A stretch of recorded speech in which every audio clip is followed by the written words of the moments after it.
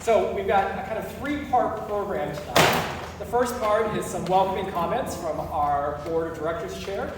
Then you're going to have a talk from our fantastic curator of our exhibit, Religion of Revolution, Congregational Voices on Liberty.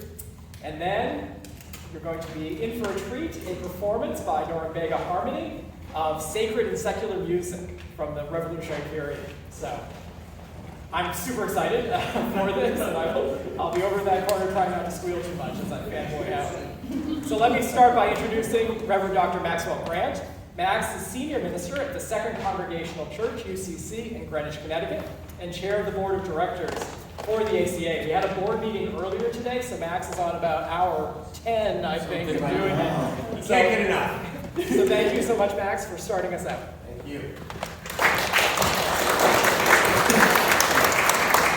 Thank you, Kyle. Good evening and welcome. I just want to take a moment, but on behalf of the Board of Directors, we are really, really delighted that, to have you with us this evening.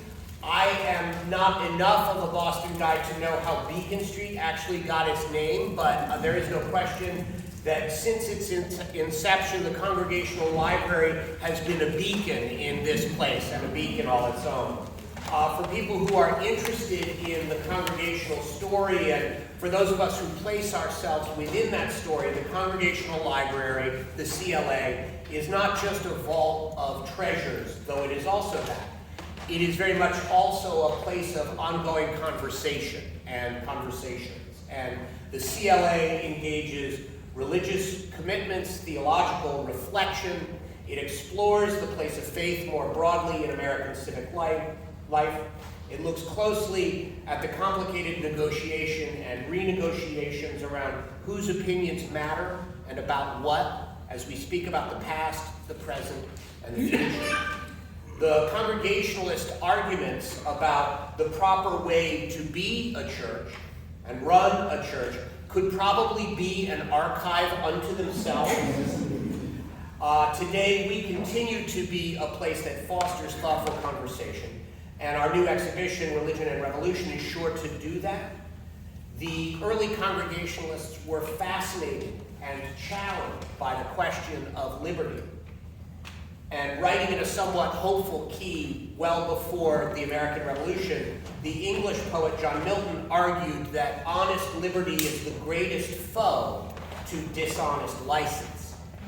And yet, in practice, this meant that the early Congregationalists looked to some forms of hierarchy to keep liberty honest, even as they rejected other forms of hierarchy. And then later in the Revolutionary period, it meant that liberty and license, honesty and dishonesty, questions of legitimate authority were matters of profound concern and robust conversation once again. Well, all these years later, thank goodness things have changed. What we know is that in pulpits, pews, and households, in poetry, and among all walks of life, Congregationalists back then were talking and writing and praying and gathering, and how what they came up with and thought about and worried about might inform our own moment is something that is still unfolding. Thank you so much for joining us as we come together in this new moment to ask these perennial questions and to learn from those who grappled with them in other days. Finally, if you have not yet, we hope you will consider joining the annual fund of the Congregational Library. Thanks to digital technology, the library is building a platform for national and international conversation on the continuing impact of Congregationalism on our religious, intellectual, cultural, and civic life. And your support, of course, allows us to do that bigger and better and faster. Thank you so much for coming tonight, and we look forward to the program.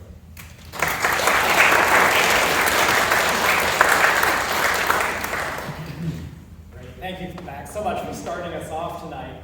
So it's now my pleasure to introduce Dr. Tricia Pio. Now, many of you probably know Tricia as the project director for New England's Hidden Histories. New England's Hidden Histories, which you're probably going to talk about, so I shouldn't say anything about. I can say something about. Has 130,000 pages of scanned early church records and diaries and letters and nasty little fights and all sorts of other great historical nuggets in it, all available for free. 130,000 of those 130,000 images have been transcribed already. I don't know if any of you have kind of younger kids, nieces, nephews, grandchildren who don't know how to read cursive handwriting. We're at that point, folks, right? So basic accessibility now is doing that transcription, and Tricia, working with Helen Schleines, has really led the charge. So Tricia also, when not running this fantastic project, finds time to curate exhibitions for all of you. So Tricia, take us away.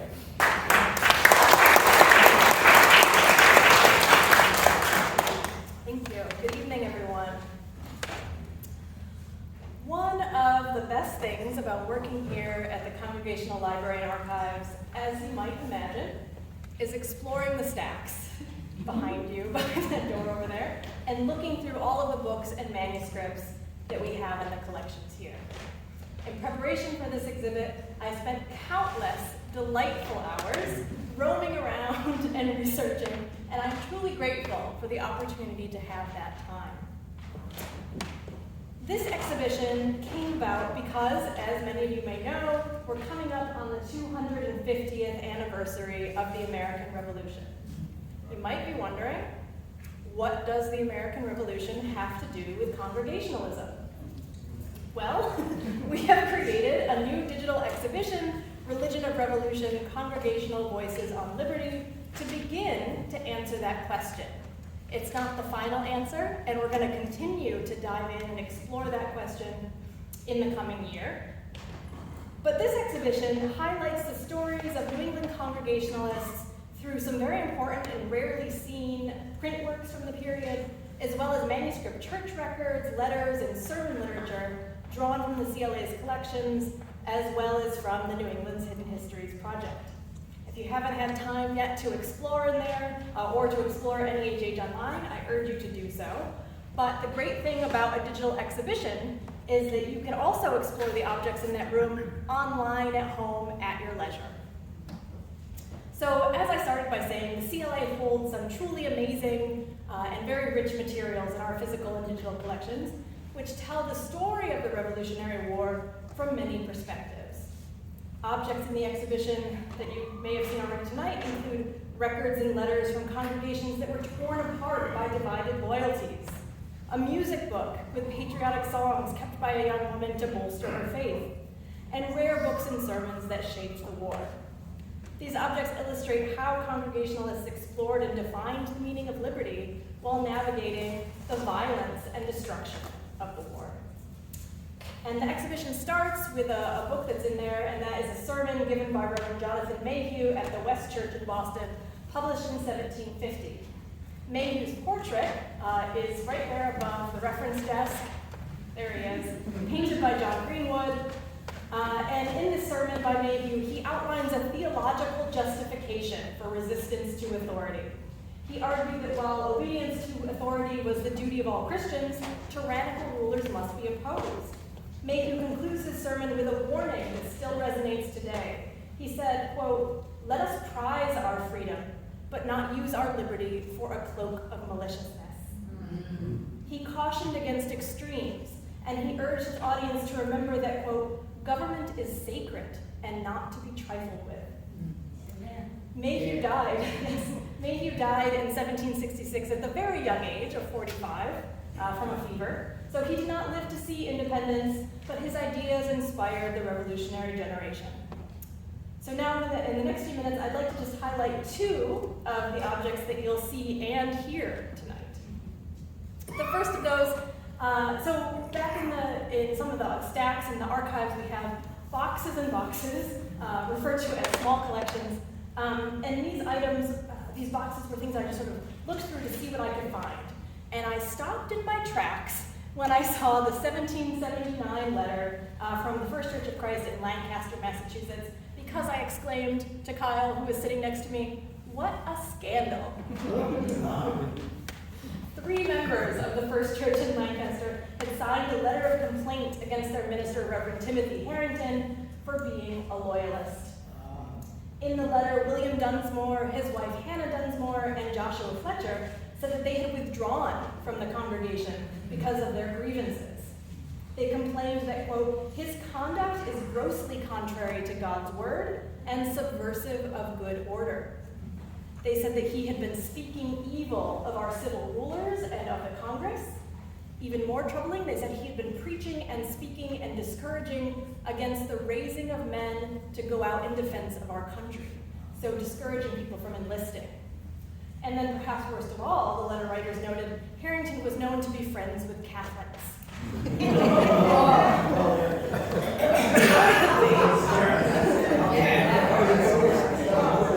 Reportedly, after the passage of the Quebec Act in 1774, granting religious toleration to Catholics in the newly acquired French-Canadian territories, Harrington had told his congregation that it was a good thing.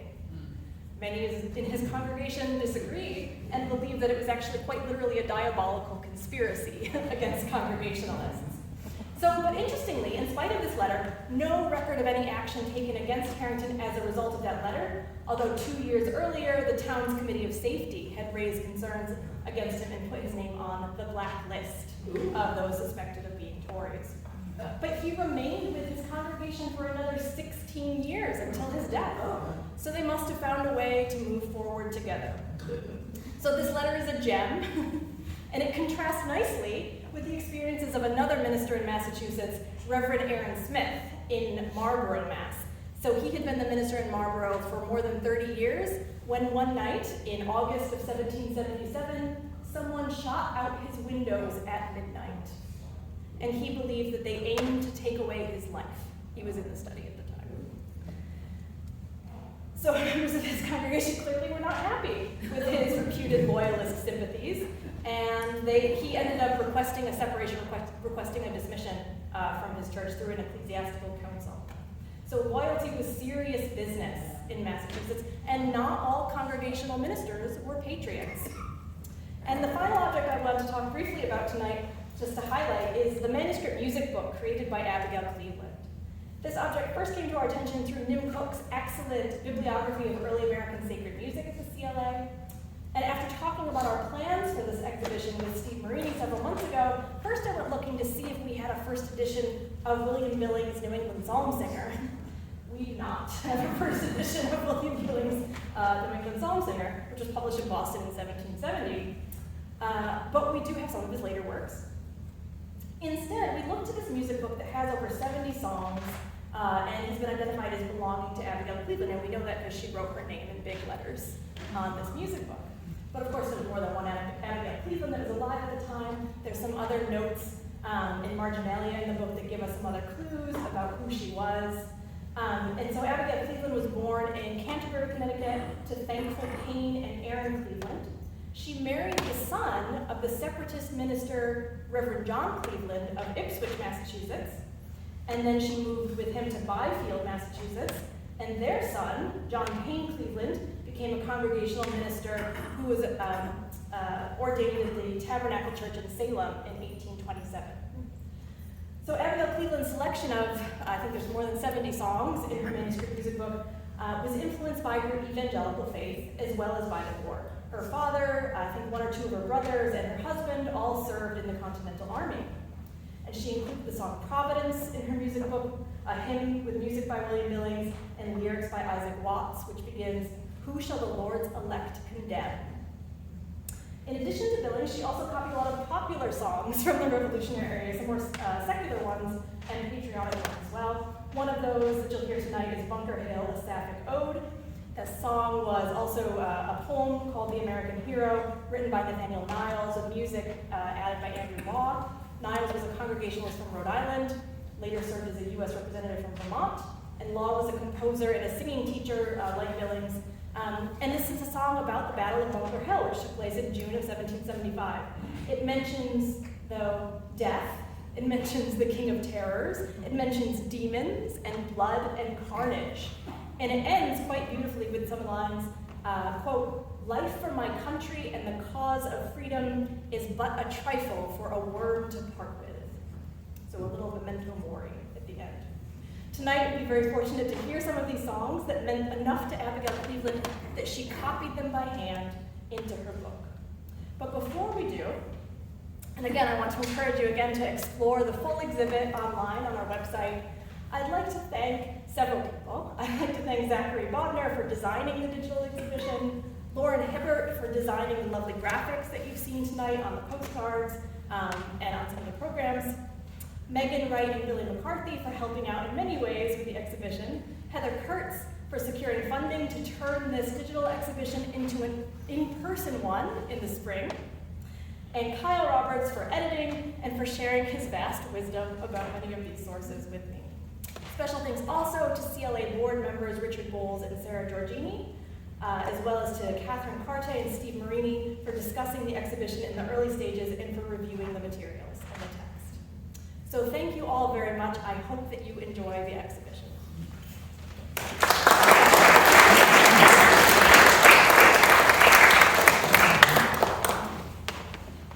So if any of you have a copy of that 1770, all you that you're looking for a new home for, we graciously take donations. So I don't remember. So I've known Steve for a long time. I've looked up to Steve for a long time. I've looked up to North Vega Harmony. I have your CD, probably plural. Okay. And I don't remember if you offered for them to sing, or if I just, plying you with a drink at Emmett's around the corner, which is the Irish pub. All the above. Okay. So we are so excited to bring this manuscript to life. And to do this, we have Steve Marini, who is the Elizabeth Luce Moore Professor of Christian Studies at Wellesley College and a leading expert on American sacred music. And through Steve, we came to North Vega Harmony, the nation's leading early American choral ensemble, to perform several of these songs.